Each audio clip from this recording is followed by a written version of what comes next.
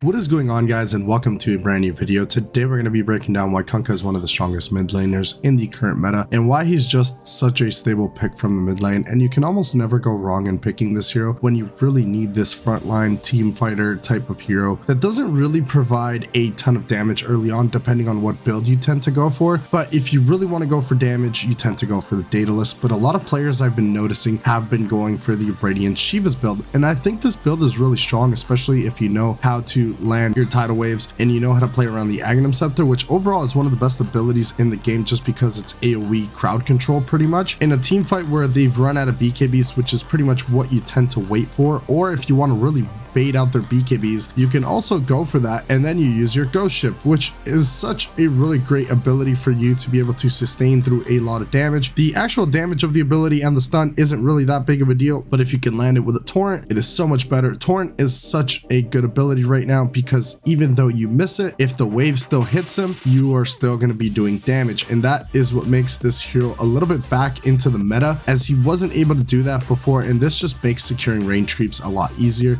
because before, if the range creep would move, you wouldn't really catch him, because if you don't lift them up back in the old patch, you wouldn't really do the damage or the stun. So now the way it works is if the wave hits you, you're still going to be doing the damage. You still need to land it if you want the stun duration and the lift duration. You still need to land it like usual, but if you just want to go for the damage, or if you end up missing it, as long as they're within that AoE of the water, you will be just fine and you'll still be doing the damage. I've seen some people in a few matchups actually maxing this ability, which has never really happened for Kunkka. And now some players might be saying that's a little bit crazy. You should always max Tidebringer and max X marks the spot, but it really depends on what you're trying to go for, because if you are the setup, it's still a really good ability. I wouldn't say max it pretty much ever, but you can take a couple of points in it, as if you want to farm a little bit faster, or if you want to catch squishy supports for a longer duration, a little bit more damage, you can go for that as well. But I feel like this hero just has very strong overall matchups. His best matchups are pretty much against illusion heroes, so heroes like Meepo, Naga, Ember, and Void Spirit. Those are pretty much some of his best matchups currently, and his bad matchups are against Batrider, Huskar, Dragonite, and Monkey King, which these heroes aren't really popular right now. I guess you could say Batrider, but it really depends on what rank you're playing. If you're playing on the lower echelon of MMR, Batrider is practically never played at all, but the higher you go in MMR, you will be running into Batrider's mid, just not as often as it used to be, as the hero got nerfed quite a bit, and I don't think it's as strong as it used to. Huskar is again one of these heroes that are definitely being picked a little bit, but it just depends. It's not something you see every single game or anything like that, and if you see it, you can definitely play offlane Kunkka and go for the aura build and end up picking up items like Pipe Crimson and Aghanim Scepter, which is still really strong. I just don't think Kunkka as a hero is that strong from the offlane, as when you're a mid laner, you have a lot more farm, a lot more priority on what things you can do around the map, and a lot more freedom. As to an offlaner, you don't really have that much freedom to go for that and to be jungling on the offlane. You're not going to be able to do that every single game. Your typical build for Kunkka right now is the phase boots into Radiance. You can go for Halberd or Aghanim Scepter. It really depends what you need. If you need control, you go for the Aghanim Scepter. If you need to disable a right click carry, then you definitely get the Halberd. It's also very good. And with the Radiance, it's going to be a lot more evasion for you, so it's going to be strong. It doesn't stack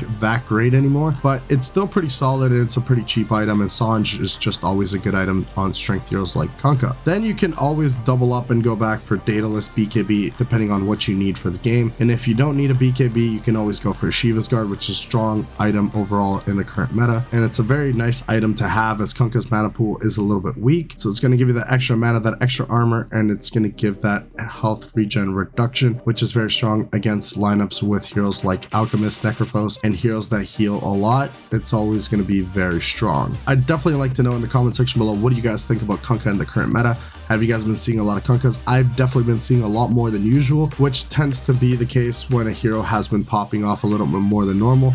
I think it's definitely a sleeper pick. I don't think it's top 10 best mid heroes right now. I just think it's a hero that if you're running into a lineup that has very few stuns, very few AoE control, and also some very squishy backliners that you can pop with a Daedalus, it's always going to be a pretty solid pick. This hero doesn't lose many lanes from the mid lane. You can always recover in the jungle. It's one of the best jungle farmers in the game still. That's always pretty much been the same for Kunkka. And even if you get counterpicked with a hero like Monkey King, you could always come out on top with some support rotations.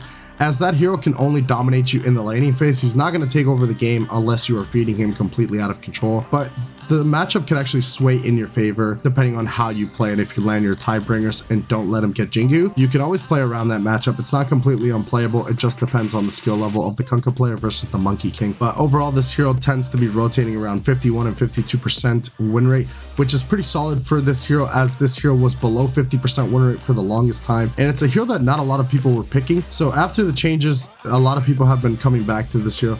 I think it's a really fun hero. I think it's a little bit difficult to play, as landing your combos aren't as easy, especially if you're not a Kunkka player. It can definitely be a little bit daunting, but now with you being able to do the damage with Torrent without the lift, it's definitely a good quality of life change for the Kunkka, as you can just do it and get a lot of value from it anyway, even though you missed it, because most of the time it's not really about the stun and the control. It can also be about finishing a kill, and you not being able to land it can be difficult sometimes, and it can really feel really bad when you miss yourself a Torrent, which is a pretty hard skill to land in general. Against heroes that have high mobility, it can become very difficult. Now it's definitely a lot easier to get value from that, and it can definitely get you more kills than normal. And if you play around your team, this hero's definitely always been very strong at team fighting. Boat has always been just such a great ability. I highly recommend you guys to give this hero a try if you guys have not been playing Kunkka, and try some new item builds out. You can still go for Bloodthorn. You can go straight Aghanim Scepter Rush and play around your team if your team doesn't really lack damage and you have burst damage on supports and just a really strong carry that has enough damage. Then you can always go for the control setup and get a Hex with Aghanim Scepter and become just a really toxic player with a Blink Dagger and just blink Hex, and then you can Tidal Wave them back to your team. You can boat them, and then you could Torrent Storm, and they're going to be locked down for such a long time that it becomes really toxic. I've seen a lot of players being able to pull this off, and it's really difficult to go up against, and they have to burn their BKBs, and the rest of your team could just come in and crush them. Hopefully you guys did enjoy this video. A like would be much appreciated. Let me know in the comment section below if you guys are going to be trying out Kunkka, and if you guys learned something, leave a comment and let me know. I will see you guys in the next one. Thank you so much for watching.